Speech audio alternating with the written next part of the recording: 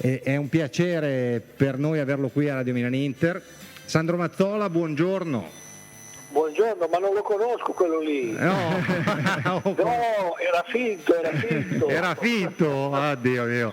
Bene, buongiorno Sandro, il finto 9, insomma, tu giocavi un po' da finto 9? Sì.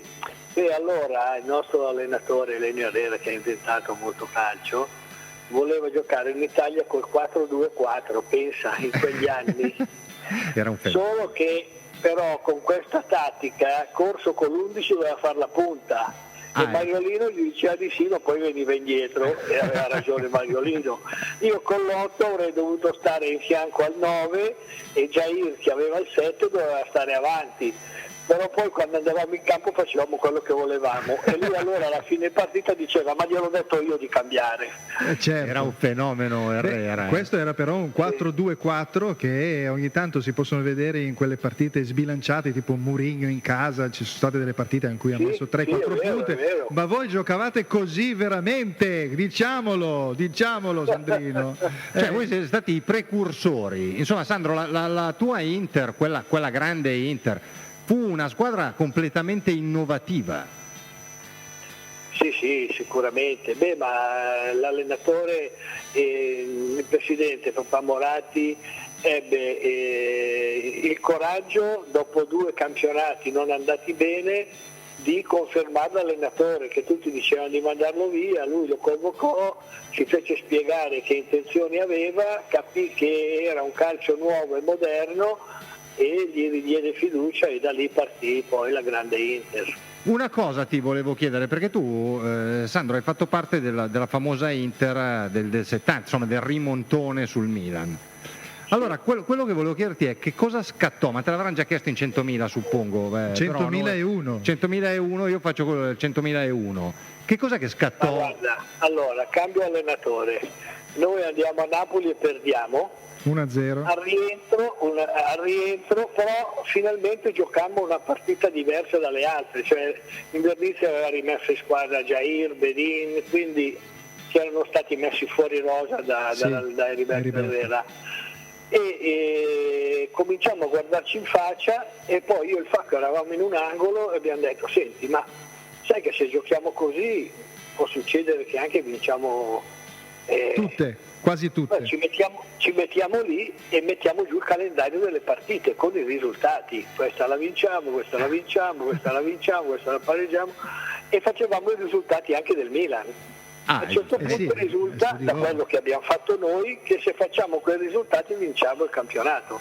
Allora cosa facciamo? Avevamo il nostro presidente, era una persona eccezionale, Fraizzoli, demoralizzato con la signora in un angolo di questo vagone, andiamo e diciamo presidente abbiamo fatto la tabella, vinciamo lo scudetto. Lui ci guarda e ci fa sì proprio dici allora noi gli diciamo senta però presidente noi le lasciamo il nostro calendario, però se vinciamo ci dà un premio speciale di non mi ricordo la cifra, ma per allora insomma era una cifra astronomica secondo me. Ma se volevi dai la si sta, l'ha pagata? È bello che invece alla fine hanno proprio così l'ha dovuta pagare, quindi l'ha dovuta pagare, sì.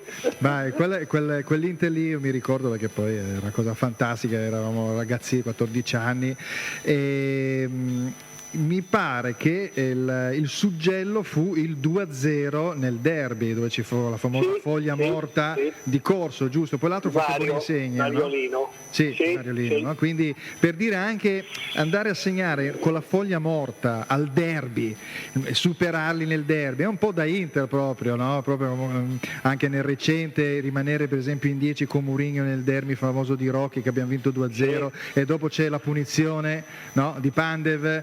Cioè, guarda che sono quelle situazioni che proprio sono da Inter. È una squadra un po' matta, bisogna dirlo.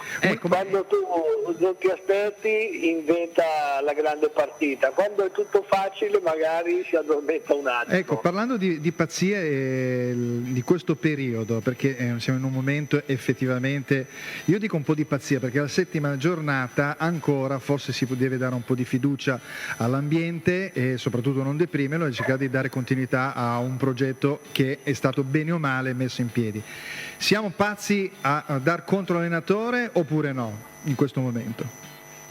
Ma in questo momento io non andrei contro l'allenatore, cioè non so se sia da Inter ancora, non l'ho ancora capito, però bisogna dargli fiducia, sta cercando soluzioni nella mente, nella tattica, quindi adesso secondo me sarebbe un errore non dargli fiducia.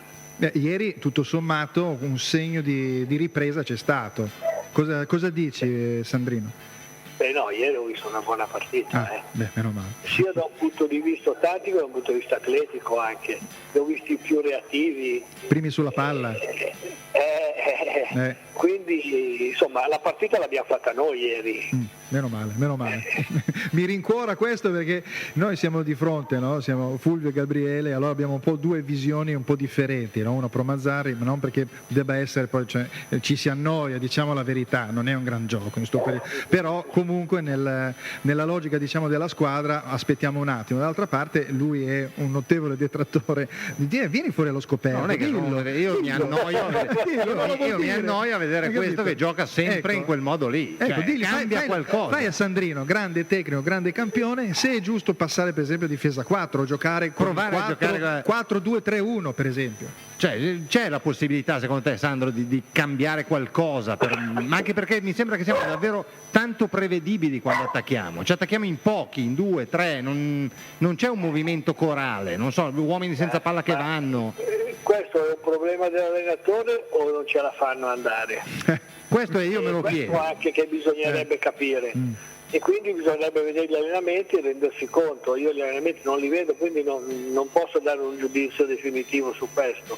Però anche a me meraviglia questo fatto. Senti, come mai non abbiamo un giocatore alla Sandrino, quel 9,5 che si inserisce da dietro? Ci vorrebbe un giocatore del genere, ma come mai l'Inter non ha pensato di prendere un giocatore rapido, veloce, per esempio, anche se vuole fare una manovra, diciamo, di accerchiamento? Ma magari costano quelli. Ho capito, però magari non te li danno. I Barbo, tanto per dirne uno. Questo non sarebbe male, sono d'accordo.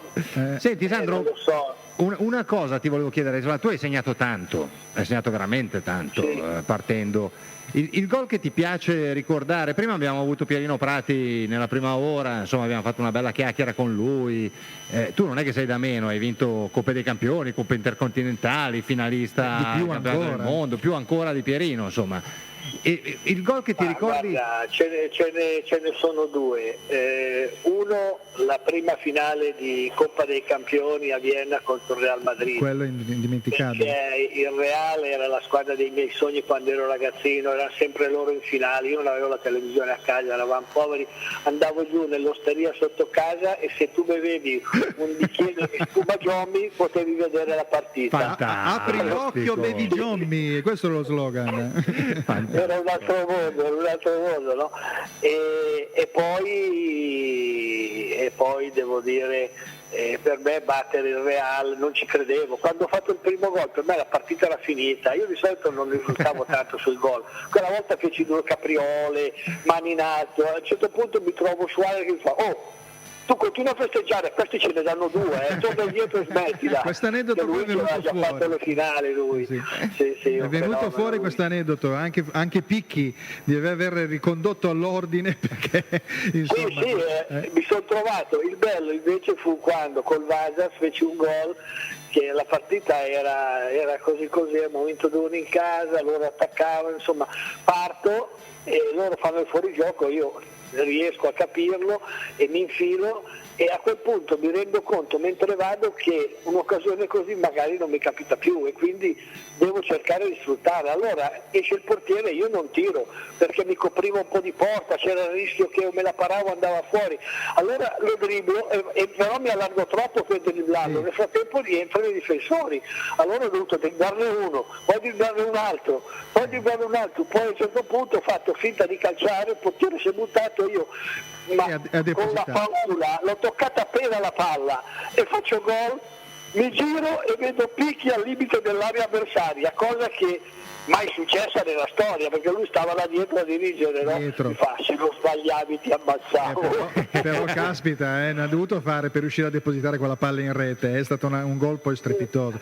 Un altro gol che mi è rimasto impresso, poi non è una novità, un amichevole con la Svizzera, in Svizzera, che c'è quella palla lì che rimane in sospensione una mezz'ora, perché continui a palleggiarla, tirerà o non tirerà?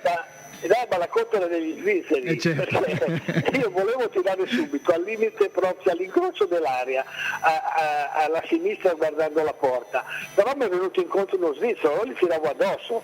Allora io ho detto, gliela faccio passare sopra la testa in orizzontale, andando sulla riga dell'area, poi tiro. Nel frattempo però ne era arrivato un altro. Certo. E allora invece di tirare la stoppo tenendola alta e ne arriva un altro e l'ho fatta 7 volte. E poi alla fine ho guardato bene il portiere, ho visto che ho fatto finta di calciare su un palo, ho tirato sull'altro e è andata bene, ma se no mi ammazzavano gli italiani.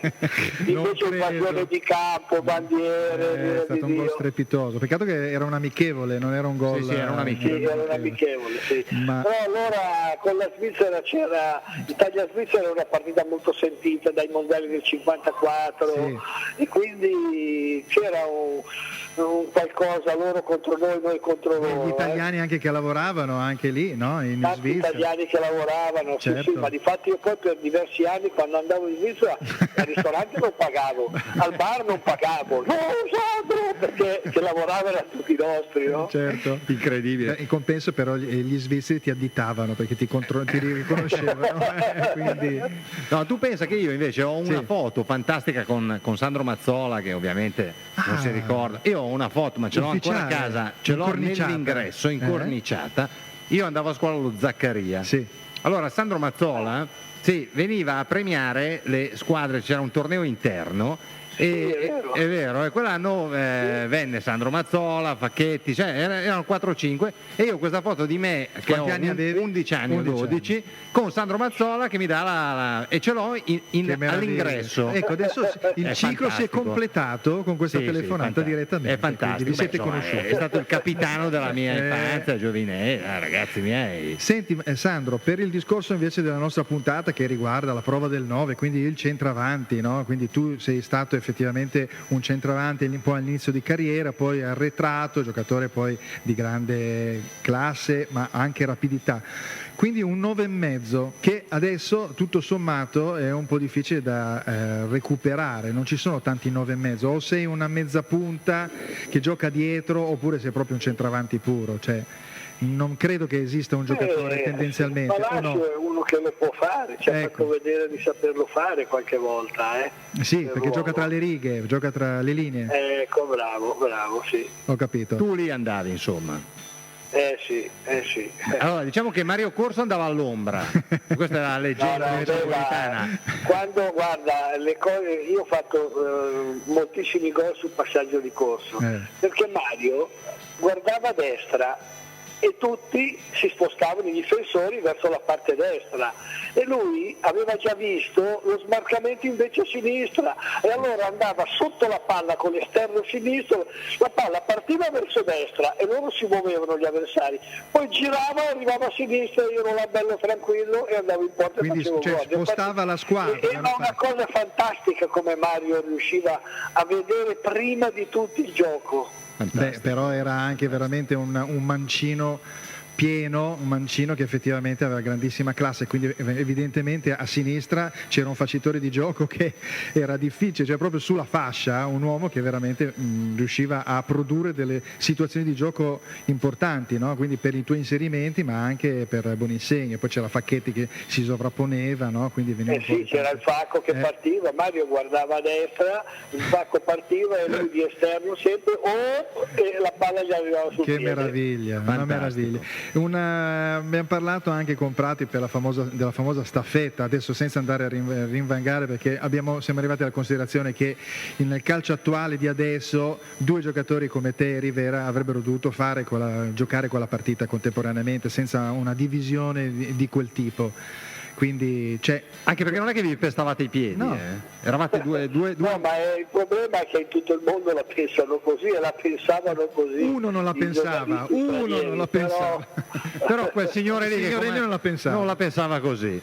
Vabbè Sandro, io ti ringraziamo, ti lasciamo ai tuoi impegni, è stato gradevolissimo chiacchierare con te, spero Ci di avere risentiremo. ovviamente nuove occasioni per parlarci, insomma. Non c'è problema. Parliamo di Va calcio, bene. di quello bello, Parliamo Va bene. sempre di calcio. Va bene, ciao a Grazie tutti. Sandro, grazie, buona giornata. Grazie, Sandro. Insomma ragazzi, io ho detto Io Sandro basta, Mazzola, oggi posso una andarmene a puntata, casa, basta, io me ne oggi vado a casa. possiamo chiudere. Ciao Michael, metti un po' di musica e vedi un po' tu quale mettere, perché cioè dopo Prati, dopo Mazzola. Sandrino, che poi vedi che come parlano, con quale gioia, ma non è un discorso penso di autocelebrazione, No, di beh, voler sono proprio rivivere, veri proprio ricordi, c'è il divertimento, perché si divertivano, Sì. perché era un grande calcio anche. Erano anche in grandi squadre.